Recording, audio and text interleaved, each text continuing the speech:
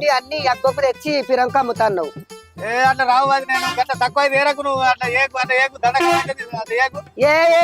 మా అత్తయ్య గంటి ఇక దోకు. కొన్న లెక్క కనబడతలే అడబెట్టుకో ఎందుకు కనబడదిచ్చి అడబెట్టు ఫస్ట్ కొత్త చెప్పబట్టి కవర్